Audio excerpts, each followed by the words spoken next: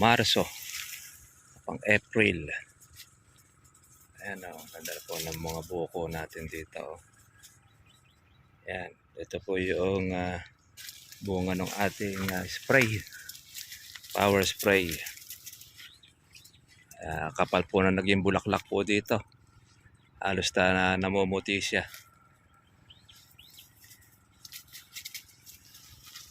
Ayan, ating pang katapusan ng Marso ay mapipitas na po natin ang ating kalamansi, mga katribya.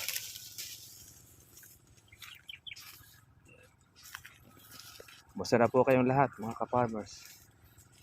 At dito tayo malapit.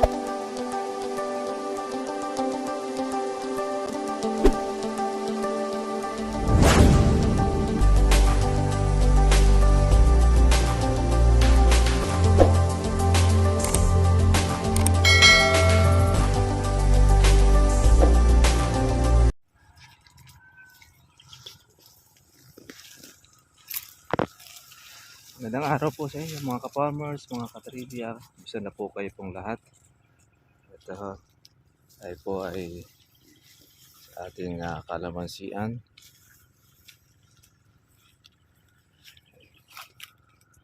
Ang ating area, mga ka-farmers, sa ating sa tabing ilog, ay marami po tayong mga bungang mga maliliit.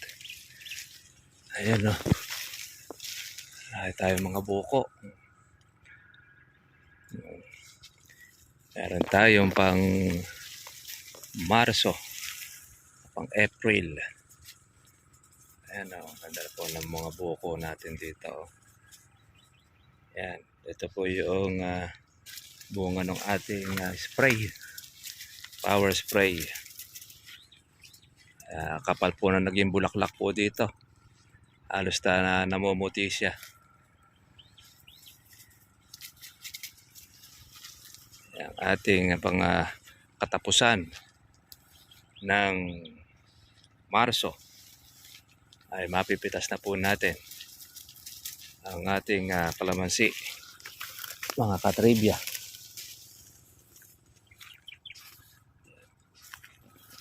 Musta na po kayong lahat, mga ka-farmers. At dito tayo malaparm sa ating kalamansian.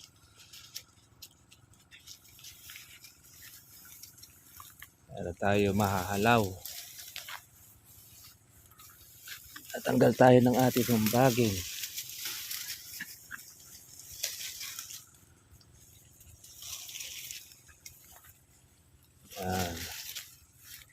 Yan ang kainaman, mga ka-farmers. Hindi po sabay-sabay ang bunga po natin. Pero tayong pauna. Meron rin naman tayo, mga katribya, pong pahuli. Yan ang maganda po sa kalamansi. Dahil nai-schedule po natin ang ating pong pagpapabunga. Oh. Yan. Kapal po ng mga buko.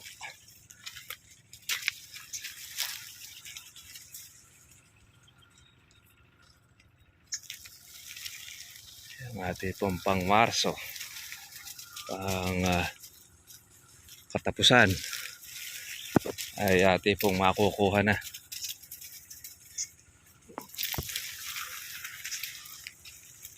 Meron din naman tayo mahahalaw, mga katribya. Kasi pag po yung ating tauhan, ayan, ang dami pong mga buko.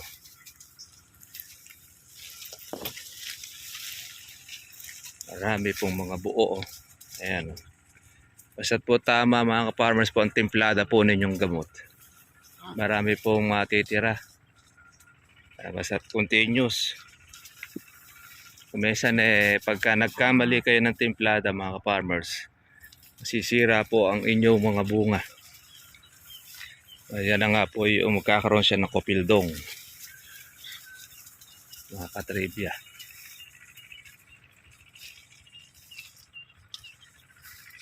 Ayan o. Kamuti sa bulaklak. Dami po mga buko. Napakasipag ng kalamansi sa pagbubulaklak. Pagka po power spray, yan. Marami tayo mga farmers po na tamaan. Kaya lang medyo magastos lang po talaga pagka yun ang ating gamit. Pero masusulit naman natin. Basta't pagka nabuo ang bunga, marami po siyang matitira. Tanggal na po natin ang ating sangang tuyo. Patubigin na rin ang ating kalamansi. Burn na be yung ating tauhan.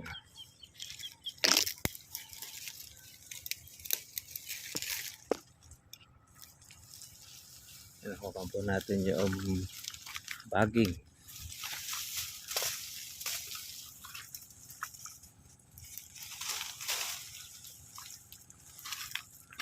Lakas pong humitit ng kwan yan sustansya. Saka maging bilot sa kalamansi.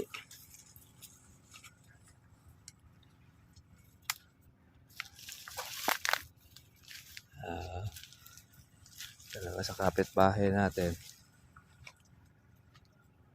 sila laki na rin ng gasaresa. Una itong nagpatubig, una rin itong nagpataba, kaya medyo malaki-laki na po ang kanyang mga buko.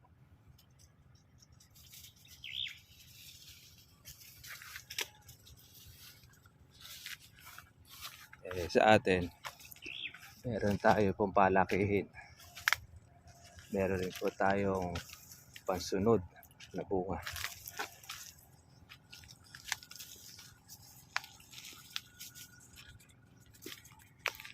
Kaya halos magkakasabay ito. Itong mga maliliit na buko, yung kapitbahay. Ito, pinutol na ito ng ating kasama dahil ito yung pinakahangganan ng kabila.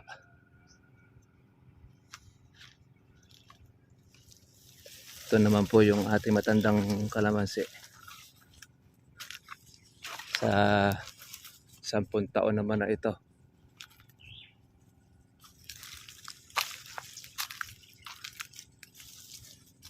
And years, kaya halos dikit-dikit na rin mga katribya.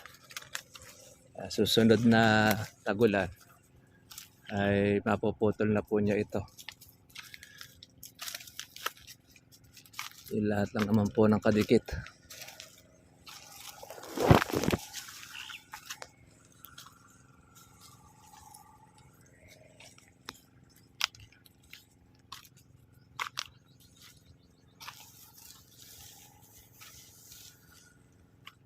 Ayan, marami pa mga buko. Meron tayong dapo.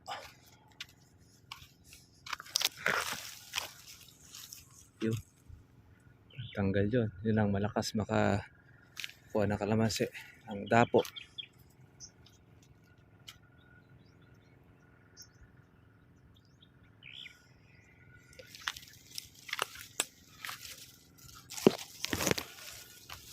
Sipag naman po itong ating partner.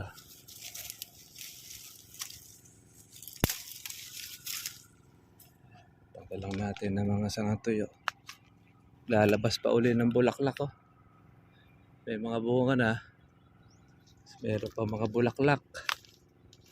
Pakasipag na kalamansi. Makakakuha rin po tayo ng kahoy.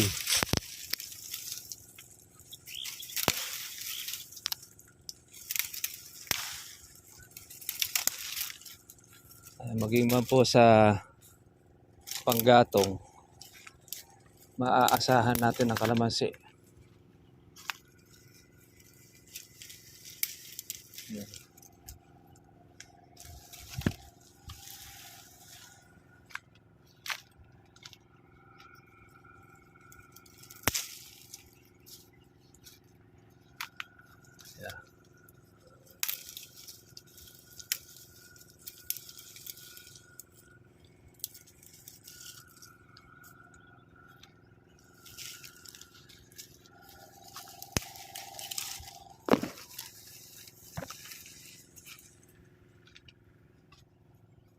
Dahil pong bunga oh.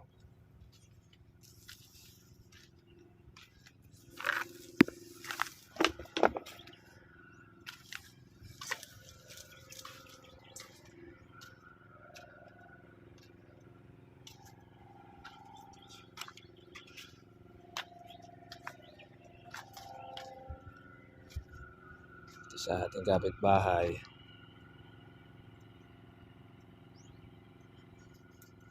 Medyo na-delay ito ng alaga. Wala siyang ganong pang Marso. Ayan. Meron naman siyang halawin.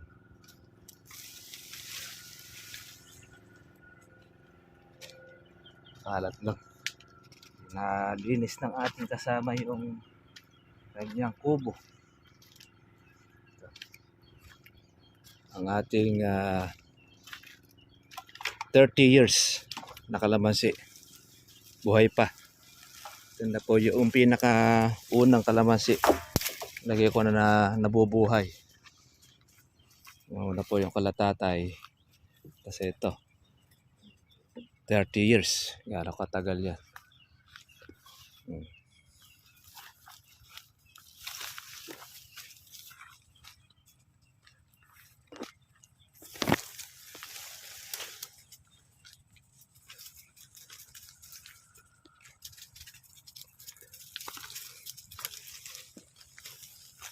Shoutout natin ang ating mga katribya. Saan man po kayo dako naroroon. Sana ay okay, nasa mabuti kayong kalagayan. Panalangin natin ng tensyon diyan sa Middle East. Sa lakuyang binobomba. Yung gera. Yan nga oh. Puno ng bunga mga ka-farmers. Oh. Ang ating kalamansi. Ayan oh.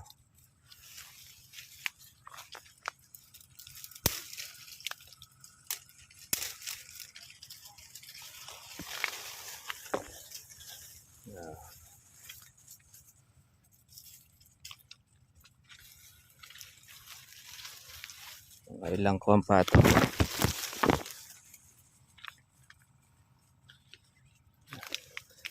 Ito yung ating organic. Dulot ng ating organic fertilizer.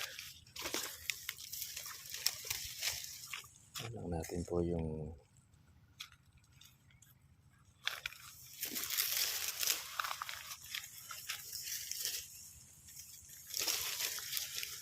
baging. Yan.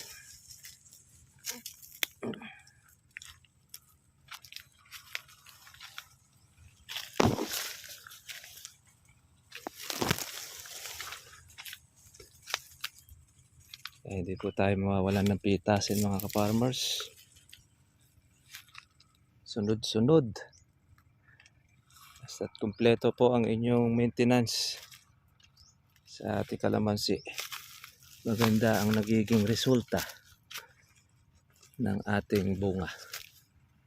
Kaya pagka pinabayaan po ninyo ay wala kayong makikita na pitasin.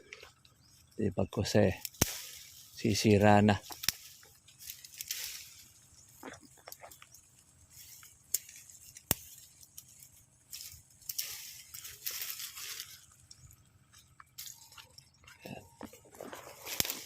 Kailangan po ito ang naalis.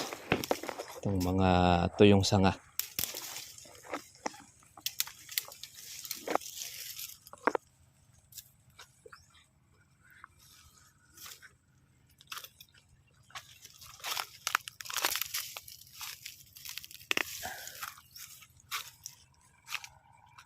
Ayan. Paano mga ka-farmers? Yung mga presyo ng kalamansi po ay nanatili po sa 2,000. At meron 2,1, iba-iba. Depende po sa size ng inyong kalamansi. Ang mahalaga po dyan, meron tayong mapipitas, meron tayong mahalaw. Kailangan lang po dyan, continuous lang po ang ating pong pag-aalaga para po yung mga bunga po na yan ay meron tayong laging inaabangan. Okay, mga farmers, God bless po sa inyo lahat. Kita na po tayo po bukas.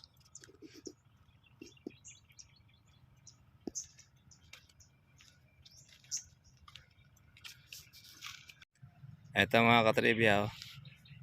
Namumuti ito sa bulaklak pero parang hindi yata ito inaalagaan kasi sira po ang mga bulaklak. Oh. Dahil po mga nakasabit. Oh.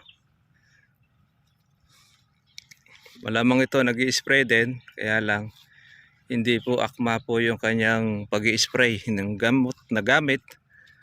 Ayan.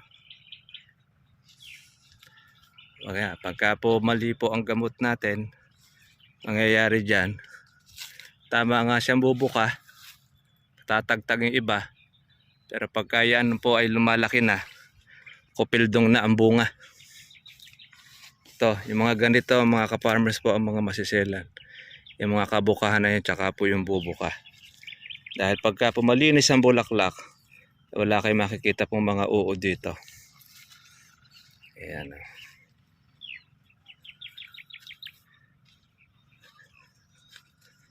Ayan yung kalamansi. Wala siyang ganong pansunod. Sira ibang mga bulaklak. Pa dyan ay natutuyo.